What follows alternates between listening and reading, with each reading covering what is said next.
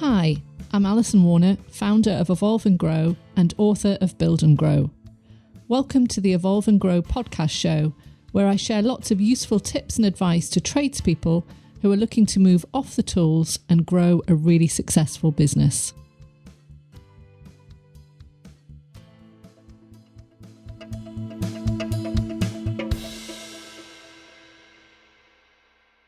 So I'm delighted today to be joined by Mike Beck. Mike is founder of Trade Underfloor Supplies that provides energy-efficient heating systems to the plumbing and heating industries. Mike's accolades, of which there are many, include being featured in award-winning developments on Channel 4's Grand Designs and Restoration Man, being Retail Business of the Year at the Burton Business Awards in 2015, and being a finalist in the Excellence in Retail category at the Greater Birmingham Chamber of Commerce Awards in 2016. So welcome, Mike.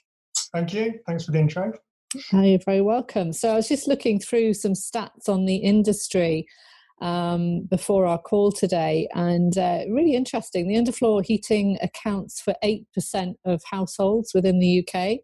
The market is expected to grow, however, by 4 to 6% year on year to the end of 2024.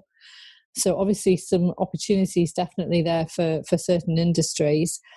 This is an interesting one. So underfloor heating is up to 25% more efficient than radiators when used with a gas boiler, and up to 40% more efficient when used with a heat pump.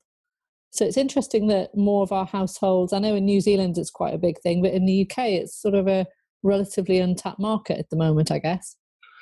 Yeah, so the underfloor heating market has been growing for, well, probably the last 20, 25 years. I started working in it around 2007, 2008, and it's continued to sort of grow in people's awareness, and it was considered sort of a luxury product for a while, and I think it's become more and more, I guess, mainstream, and the cost of the product has come down over the years, and so generally more people are sort of experiencing underfloor heating.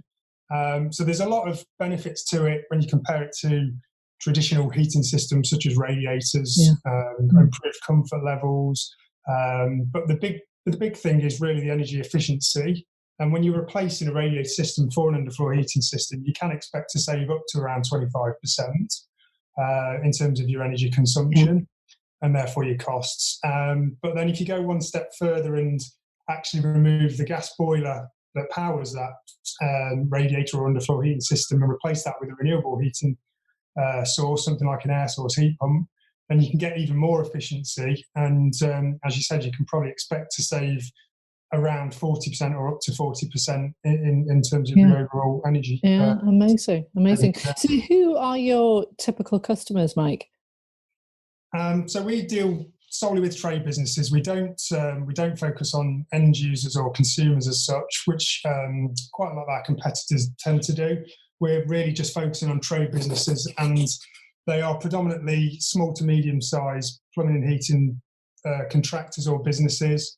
And then we also do supply directly to some property developers as well. Again, small to medium in their size. We don't deal with sort of large national house builders. They don't tend to install these products at the moment. I see. And what do these sorts of businesses come to you for? So really, I mean, underfloor heating and particularly renewable energy heating systems are something that trade installers will need to sort of educate themselves on before they can just go out and install it. So there's a large element of designing the system, which most installers won't be able to do. So they look to outsource that element to suppliers or businesses such as ourselves. And so really they come to us for, I guess, the technical expertise, the design expertise, and also, I mean, it's something where you really want to partner with a supplier rather than just probably going and finding someone to sell you the products. You really want to be working with somebody who's got that, or is going to give you that support as you work on different projects. So, you know, it's not one thing, you know, one product fits all. Every project is different. It will have a different design element behind it. There are different systems for different applications. So we find that people come to us for a few reasons.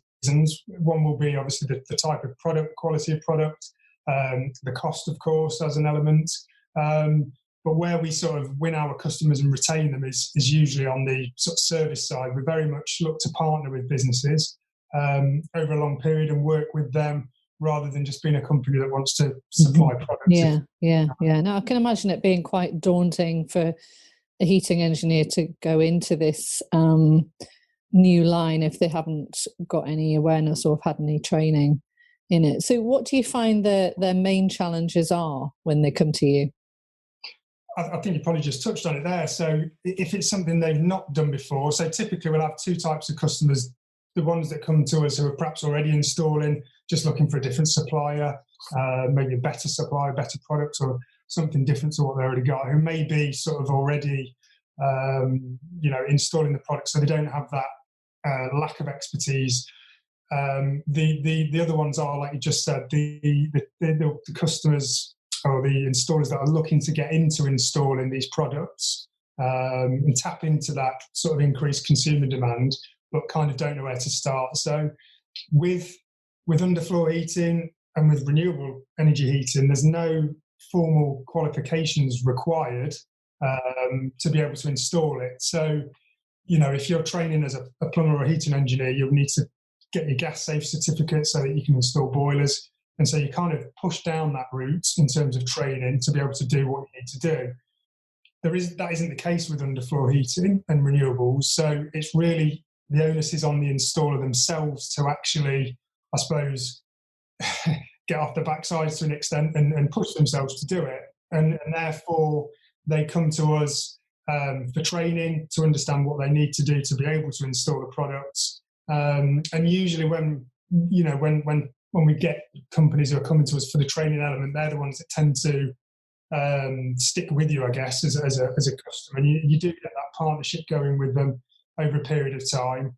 And, we, as I said, we don't just look to offer products, we offer support, and we also back that up with the support we get from manufacturers as well. So, yeah, it's really a partnership, and they come to us to develop their understanding, to get the technical backup on a project-by-project basis. Like I said, we tend to retain most of our customers on that basis. Okay, great. So if I'm a heating engineer and I have a customer who lives in an old property, because I'd imagine this is more prevalent in new builds and new properties. But if I've got a customer who lives in an old property, can I still offer them things like underfloor heating and heat pumps? Yes, absolutely. Yeah, I mean the market for renovations of existing property or old properties is pretty huge actually in the UK, and so to depending on what extent you're sort of renovating an existing property will kind of dictate what you can and can't do in terms of replacing the heating system. So, for example, if you were looking to replace the radiators with an underfloor heating system, usually that's relatively easy to do now. There are systems that we can supply that are produced specifically for existing properties. However, if you want to perhaps install a renewable energy heat source in place of a gas boiler, that's not always practical in older properties. We tend to look at those on a case-by-case basis because, older properties aren't so well insulated. They may already have existing radiators in, and if the customer wants to keep those, the renewable heat source may not be capable of heating those radiators. So there's quite a few factors that will determine whether it is or isn't possible. In most cases it is. It just depends on the project itself and what ultimately the client is looking to do. Sure, and I guess this is where it's so important to be working in partnership with an expert because there's so many different variables, I guess, involved, especially when a large part of the UK is living in older houses. Yeah. So what does the future look like for gas boilers? Well, I mean, in the UK, of the 29 million homes in the UK, about 90% of those rely on a gas boiler to power the heating. So that's a lot of gas boilers heating homes. That's been the case for a long time, of course. Last year, the government, well, just before I mention this point, the upshot of that is that heating in the UK accounts for almost a third of all of the UK's carbon emissions. So it's a huge problem when you look at it, and it's probably not something that a lot of people perhaps identify with in terms of the effect that it has on the environment. So obviously the government have addressed climate change, or are looking to address that quite strongly in this time now. So last year they proposed by 2025 that all new houses would be built, or would have to be built, without the use of a gas boiler. So that is something now that we, I guess as an industry, are preparing for. Of course, the expectations are that will stick, we hope, but we'll see. But all of a sudden, this was mentioned last year in 2019, I think in the last budget in March last year. It feels like now that we're in this new decade, the 2020s, and it doesn't feel as far away as it perhaps was a few years ago and a while ago. And so there seems to be a lot more momentum now in terms of working towards that date. So the future for gas boilers is, it's inevitable that the market for gas boilers will decrease. I guess the answer to the solution, or the replacement for gas boilers, is what will replace them, and we hope that it will be a renewable form of heating. There's also talk of hydrogen being put into the existing gas network. So there's a few possibilities that may occur in the next few years. But certainly the gas boiler market will decrease, and that's why we're seeing an increase in installers looking to upskill now towards renewable installation. Yeah. Absolutely, I'm not surprised. So, what are customers looking for now that perhaps they weren't 5 years ago? What kind of questions are heating engineers hearing from their customers? I think, depending on the type of projects that the installers are working on, if it's a new build project, and that tends to be the majority of work that we do, to be honest, you will see. I wouldn't like to put a percentage on it, but you'll probably see a majority now of people considering, a renewable heat source rather than putting in a gas boiler at this point in time. I mean, it doesn't future-proof your home if you're putting in a gas boiler now moving forward.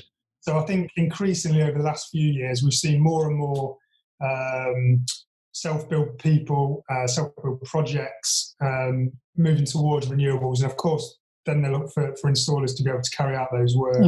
Of course, yeah. And so, we were talking earlier about this thing that you mentioned, which I'd never heard of, called the RHI scheme. Can you tell us a little bit more about that? Yes, the RHI is the Renewable Heat Incentive, which is it's a government subsidy, so it's a financial incentive to reward people for installing renewable heat sources. So there's a few products on the list that sort of qualify for that. The ones that we're really focused on as a business in terms of what we supply is air source and ground source heat pumps, and they're probably the most popular out of the list of items that qualify. So in theory, if you are looking to, let's say you're building your own dream home and you're putting in a renewable heat source in favour of a gas boiler, you will get a contribution, or you'll get paid back over 7 years by the government, depending on how much heat you generate and the cost implications of that. So you'll get a financial payback over 7 years. So you'll get that, and then also you get reduced energy bills as well. So it's kind of a double win if you are installing renewables from the outset. There is a larger upfront cost associated with it when you compare it to just a typical gas boiler. So the whole point of the scheme is to address that and sort of say, okay, well, we'll help you out with that. We'll pay you back over a number of years, and then effectively you'll be in credit, and from that point you'll you'll enjoy cheaper heating, and also you'll be generating heat completely renewably rather than burning fossil fuels. Yeah, interesting. So 7 years. So basically, if I was to install something in my property that was renewable, I could expect to have that cost refunded, if you like, over the next 7 years. Yeah, I mean, each project, how much you actually generate, kind of slightly varies from project to project based on what you actually use and the tariff and how it's paid back. But effectively, yeah, it's to offset that larger capital cost from the outset. Because at the moment, it's like any sort of new technologies, it's more expensive to put it in, and it's probably more expensive to get it installed because there's less installers actually skilled and able to do the work. So it's still very, very new, I guess, in terms of what it is in terms of a product, and therefore there's usually a higher cost associated with it. So to get the industry moving, the government devised the RHI scheme. I think it was 2018 it started. And luckily this year it's just been extended. It was due to come to an end next April 2021. They've extended it now till 2022. Okay. Which is great news. And then also there has been another scheme sort of mooted to follow that to 2024. So that's good news in terms of keeping the momentum going for renewables. And that's really what we need. And also, to kind of, it's chicken and egg really. Without getting people to install them, you won't get more installers wanting to install them, and therefore the industry doesn't grow. So going in the right direction. Great. And so how do you think a heating engineer company could be educating their customers differently? As we said before, it depends on the type of project. So if it was the case that it's somebody doing their own sort of self-build project, which we kind of tend to do quite a lot in that area, then it's usually customer-led. So typically, let's just say you are building your own house and you'll be doing a lot of research around, everything that goes into that typically, unless of course you're outsourcing everything to a builder or a property developer who can be doing it for you. But if it's your projects, then you will probably do a lot of the research, and you will likely then become familiar with the Renewable Heat Incentive and sort of that. However, that's not to say everybody is, and actually we tend to find still a lot of people aren't, and also property developers aren't, and also installers aren't. So I think it is the case that there is a scheme available, but there's just not the awareness of it. So yeah, it does fall on the installers to be able to understand what's available for customers, because if they are going for a meeting with a client who is saying, yes, we're going to build this fantastic home, we want to put this lovely heating system in, we're going to put a gas boiler in, the installer should be really educating the customer at that point on the benefits of having a renewable heating system, which would give them more energy efficiency, lower ongoing running costs, and also far more environmentally friendly. So yes. And they'll get it refunded, reimbursed a part of it for the next 7 years. So it's a bit of a no-brainer, isn't it? Yeah, real USP. So what opportunities do you see for the industry? For the overall, the wider industry, I mean, as I said before, a third or almost a third, I think, of the overall emissions from the UK, carbon emissions, come from the heating sector. So the industry's got a huge opportunity to be able to address that. And a big step is to move away from burning fossil fuels to a more renewable alternative. However, it's not a quick fix, and really it kind of falls on everyone to play their part, and that's kind of manufacturers, suppliers such as ourselves, and installers. And it's difficult to say who has to start the ball rolling, because also the consumer has a part to play as well in terms of generating the demand. So the opportunities for the industry to make a change are huge. In terms of individual opportunities for businesses within it, such as plumbing and heating contractors. They've got opportunities sort of from a commercial point of view to embrace these products now, and become sort of early adopters, if you like, in terms of installing these products and capitalising on that. So there is opportunities available, definitely, and we're not saying, people will see a huge demand and they can stop doing their day-to-day plumbing and heating work and they focus 100% on renewables.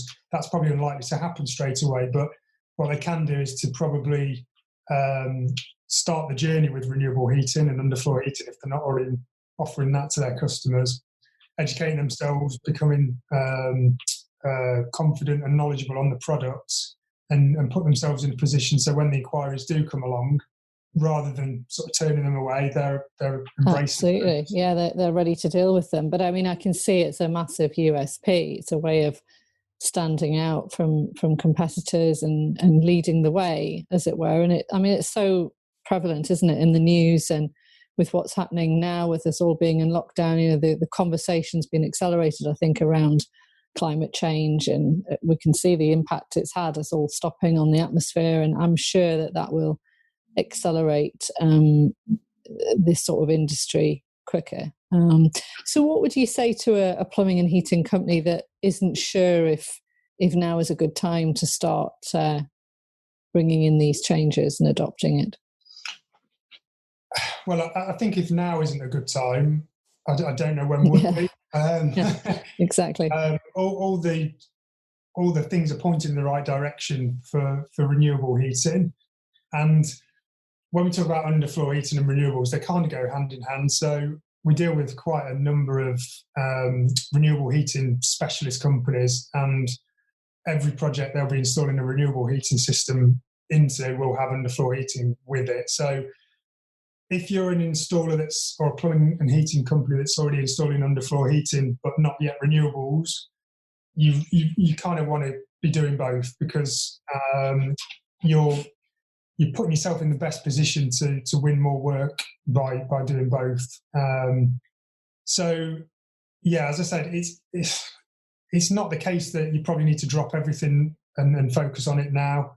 But if you're certainly not thinking about it yet, it's probably a good time to start doing that. And so, just talking to businesses like ourselves who are looking to support installers in terms of the training, the education side of things. For example, we started, one of our customers, local plumbing and heating engineer, started working with us on the renewables last year, or maybe about 18 months ago. And we had to support him quite closely initially for the first couple of projects. Since then, he's kind of flourished with it, and he's taken on quite a few inquiries, installed several systems. And the beauty of the systems are they tend to be quite high value for an installer when comparing it to perhaps a typical gas boiler installation, which is there's far more competition for that. The benefits commercially to them aren't going to be anywhere near as good. So he's actually done really, really well off the back of it. And because he's one of the very few installers we know of locally that's able to do it, every time we get projects coming along where we need an installer to refer to, he's getting all of the work. So he's kind of a good example of someone who's taken it upon himself to educate, take the sort of first leap, I guess. Yeah, be an early adopter, as you said. Yeah, absolutely. Yeah, and I think it's a bit like underfloor heating. It's one of those things where it probably seems a lot more complicated than it actually is. Provided you work with a good supplier or somebody who can partner and support you, it's not actually that difficult. These guys are very skilled anyway, so once they understand the mechanics of the installation, it's probably not too different or too much more difficult than things they've done in the past.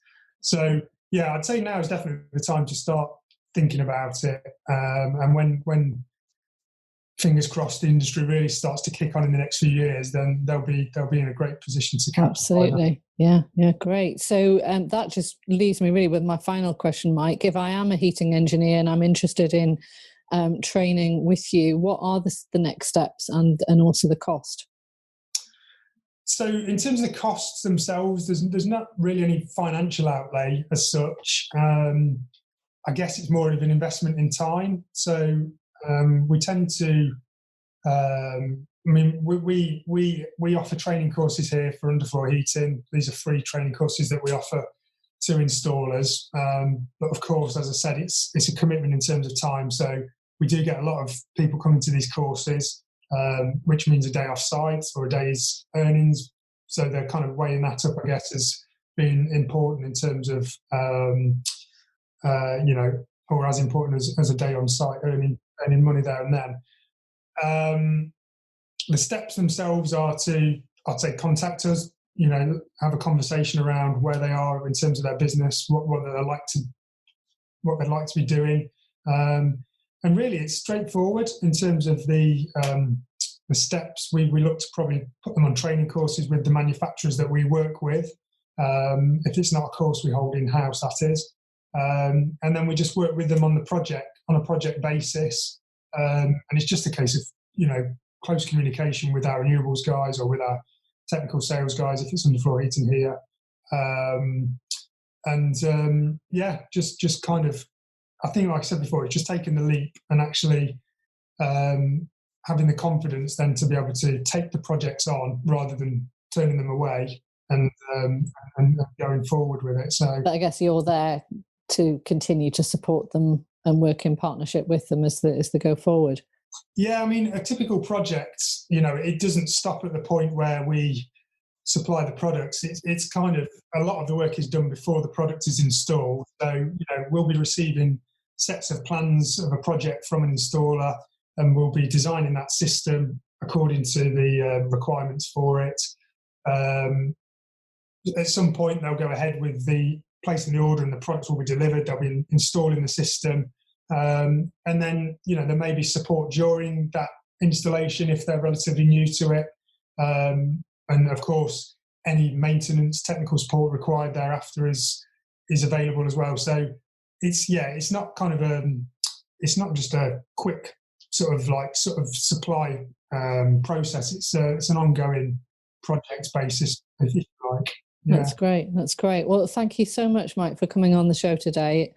Certainly fantastic advice for any plumbing and heating company that wants to get ahead. And as we've said, there's no better time than at the moment to focus on our businesses and make all of those improvements. So where can people go to find out more information on your services? So we've got a lot of information on our website, which is tus-ufh.com. We also there's a link there to our online store, and there's also training courses on the online store that people can sign up to. As I said, they're free courses, so we've got a list of dates. People can sign up to the dates there. We also we do a lot on social media, particularly on Instagram, so if people want to follow us on there, they can do. We usually post quite a few bits and pieces on there. Our social media handles are all the same. It's at Trade Underfloor. So we've got Instagram, Twitter, Facebook, YouTube. But most of our stuff is on Instagram. Yeah, fantastic. Okay, excellent. Well, thank you so much, Mike, and good luck with everything that you're doing. Thanks, Alison. Thank you. I really hope you've enjoyed today's podcast. Please do share on social media. And if you'd like to learn more, head over to my website, www.evolveandgrowcoaching.com, where you'll find more details and also my book, Build and Grow, which is available on Amazon. Finally, you can also support the show by writing a review and subscribing on iTunes.